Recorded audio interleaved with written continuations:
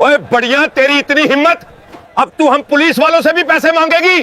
तेरी ऐसी की तैसी, तुझे सबक सिखाना पड़ेगा। साहब साहब, ये आपने क्या किया? मेरी रोजी रोटी गिरा दी। मेरा क्या होगा? मैं बर्बाद हो गई। इंस्पेक्टर साहब, आपने ये क्या गलती कर दी? आप ये गलत कर रहे हैं। इंस्पेक्टर साहब, आप ये गलत कर रहे हैं। आपने एक गरीब माँ का ठेला गिरा दिया है। ये कानून नहीं बल्कि जुल्म है। तू हमसे ज्यादा कानून जानती है क्या? ये ले। इस थप्पड़ का हिसाब आपको देना पड़ेगा इंस्पेक्टर साहब। आज मैं एक खुफिया मिशन पर निकल रही हूँ। अपनी असल शिनाख्त छुपाकर एक आम औरत बनूंगी और सादा कपड़ों में सब्जी मंडी का रुख करूंगी। वहां खरीदारी के बहाने सब कुछ खुद देखूंगी ताकि जान सकूं कि आम औरत महफूज है या नहीं, और कहीं सिस्टम के अंदर कोई खामोश खराबी तो नहीं चल रही। आज मैं बिल्कुल सादा कपड़ों में बाजार आई हूँ, एक आम औरत की तरह।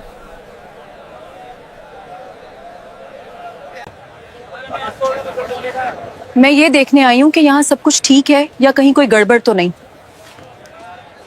यहाँ तो सब अपने अपने कामों में मसरूफ हैं। कोई पहचान भी नहीं पाएगा कि मैं इस जिला की आईपीएस ऑफिसर हूँ। ले लो भाई, सेब ले लो। आज दाम बहुत सस्ते हैं, बिल्कुल ताजा और मीठे सेब हैं। मौका मत गंदाओ, जल्दी ले लो। आज तो बाजार में हर तरफ रौनक ही रौनक है। हमारे देश के लोग कितने मेहनती हैं। मैं इस तरफ चलती हूँ जहाँ ये हलचल मच रही है। माँ, आज सेब किस भाव दे रही हो?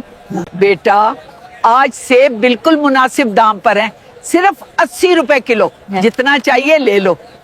क्यों री बढ़िया, यहाँ क्या तमाशा लगा रखा है? इंस्पेक्टर साहब, आज क्या चाहिए? जो भी चाहिए ले लीजिए।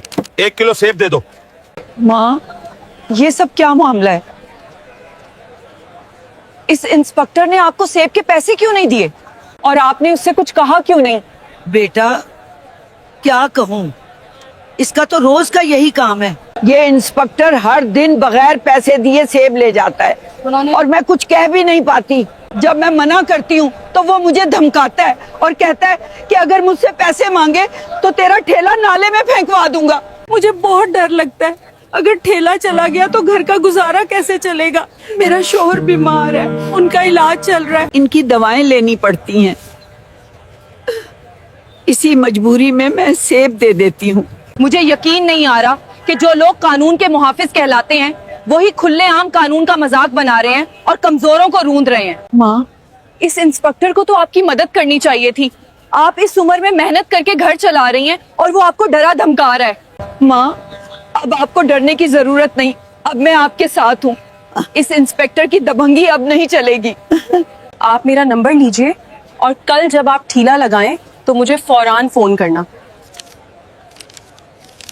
अच्छा बेटा, मैं ये लिख लेती हूँ। कल आपके ठेले पर आप नहीं बल्कि मैं खड़ी होंगी और खुद देखूंगी कि वो बगैर पैसे दिए कैसे जाता है।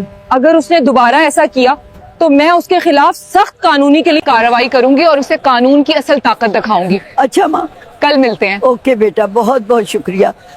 शायद ये बेटी। अगली सुबह आईपीएस नंदिनी राय एक सादा औरत के रूप में सेब वाली रेढ़ी पर आकर खड़ी हो गई।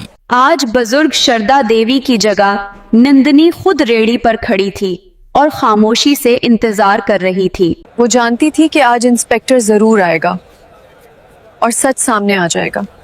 कुछ ही देर में वही इंस्पेक्टर रंजीत चौहान मोटरसाइकिल पर बाजार में दाखिल हुआ। क्या बात है, आज फिर तू यहीं? कल भी तुझे यहीं देखा था। मैं उनकी बेटी हूँ। आज उनकी तबीयत खराब थी, इसलिए मैंने कहा कि आज ठेले पे मैं बैठ जाती हूँ। ओह, तू तो इसकी बेटी है। इस बढ़िया ने कभी बताया नहीं कि उसकी इतनी खूबसूरत बेटी भी है। सच कहूँ तो बहुत प्यारी लग रही है। और बताएं, शादी हो गई क्या आपकी? नहीं, अभी नहीं हुई। ओह अच्छा, मेरी भी शादी नहीं हुई है। मुझसे शादी करेगी? नहीं, मुझे अभी शादी नहीं करनी। अरे मैं तो मजाक कर रहा था, छोड़ो ये सब। मुझे 2 किलो सेब चाहिए। अच्छा ठीक है, तो मैं चलता हूँ।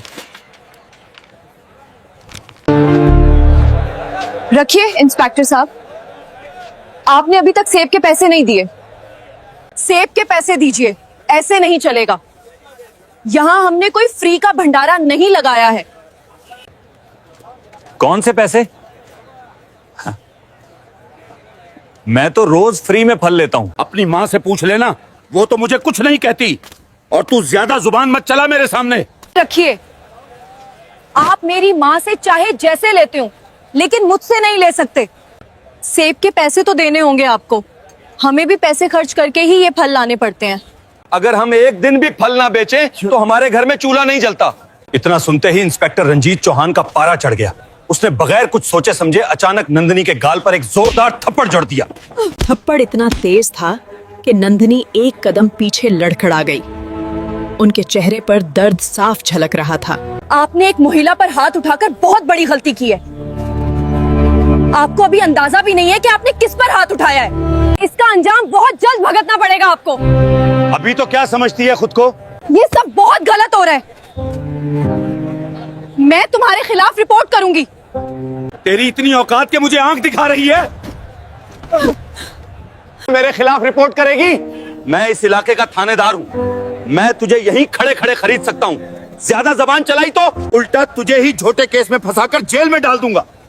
नंदिनी चुपचाप वहाँ से निकल गई। वो सीधे अपने घर लौटी, कपड़े बदले और एक सादा औरत की तरह ही पुलिस स्टेशन पहुँची। थाने में किसी को उनकी असली पहचान का अंदाजा नहीं था। अंदर जाते ही उसने देखा कि इंस्पेक्टर रंजीत चौहान वहां मौजूद नहीं था।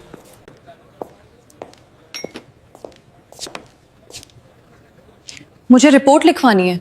इंस्पेक्टर रंजीत चौहान कहाँ है? रिपोर्ट लिखवानी है तो पहले खर्चा पानी देना पड़ेगा। यहां रिपोर्ट दर्ज कराने के 5,000 रुपए लगते हैं। लाए हो तो निकालो फटाफट, फिर लिखते हैं तुम्हारी रिपोर्ट। रिपोर्ट लिखवाने के पैसे नहीं लगते। अरे तुम्हें किसने कहा कि यहां सब कुछ मुफ्त में होता है? अगर पैसे नहीं दोगी तो रिपोर्ट नहीं लिखी जाएगी।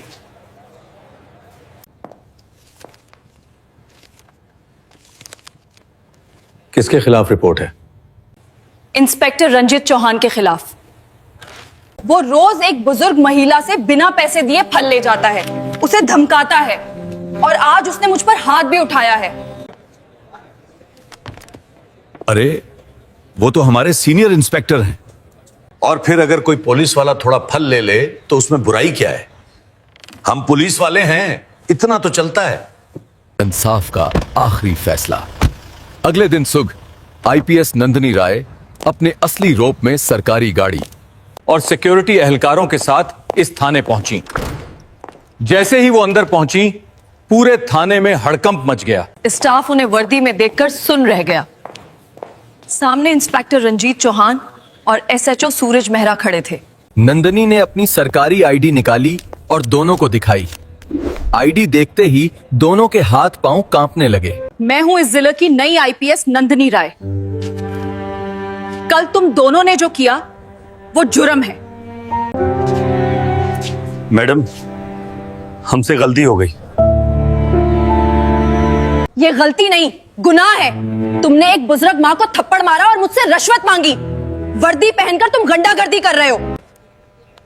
एसएचओ सूरज मेहरा और इंस्पेक्टर रंजीत चौहान को फौरी तौर पर मुअत्तल। तुम जैसे लोग समाज के रक्षक नहीं, भक्षक हो। कानून तुम्हें सलाखों के पीछे भेजेगा। किया जाए और उनके खिलाफ सख्त जांच शुरू की जाए।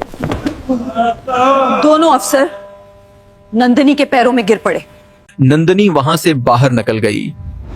इस दिन के बाद इस फल मंडी में फिर कभी किसी गरीब का इस्तेहसाल नहीं हुआ। पूरे जिला में ये पैगाम फैल गया कि वर्दी तहफ्फुज के लिए है, किसी पर जुल्म करने के लिए नहीं। अम्मा की आंखों में अब डर नहीं बल्कि गरूर था, क्योंकि बेटी ने उन्हें इंसाफ दिलाया। तो दोस्तों, आपको ये कहानी कैसी लगी? उम्मीद करते हैं कि आपको ये पसंद आई होगी। इस कहानी से हमें यही सबक मिलता है कि दो अहदे और ताकत का गरूर कभी नहीं करना चाहिए, क्योंकि कानून की नजर में सब बराबर हैं। इसमें दिखाए गए तमाम किरदार, वाकयात और हालात किसी भी हकीकी शख्स, इदारे या वाक़े से मुताल्लक नहीं हैं। तो दोस्तों, ये कहानी सिर्फ तफरीह और तालीम के मकसद से बनाई गई है। बुराहे करम इसे सिर्फ कहानी के तौर पर देखें और इससे लुत्फ उठाएं। हम किसी की दिल आजारी नहीं चाहते। अगर कहानी अच्छी लगी हो तो बराहे करम हमारे चैनल को सब्सक्राइब करें। शुक्रिया। पूरे जिला में ये पैगाम फैल गया कि वर्दी तहफ्फुज के लिए है, किसी पर जुल्म करने के लिए नहीं। लोगों के चेहरों पर अब सुकून था और खौफ का नामो नजान भी बाकी ना रहा था। पुलिस अब खौफ की इलामत नहीं बल्कि मदद की इलामत बन चुकी थी। एक बेटी ने ना सिर्फ एक मां को इंसाफ दिलाया बल्कि पूरे शहर का एतमाद भी वापस लौटा दिया। जब नीयत साफ हो और इरादा मजबूत हो तो इंसाफ जरूर मिलता है। अब इस बाजार में हर शख्स खुद को महफूज महसूस करने लगा था। अब इस मंडी में खौफ की जगह एतमाद ने ले ली थी और लोग सुकून से अपना रोजगार करने लगे थे।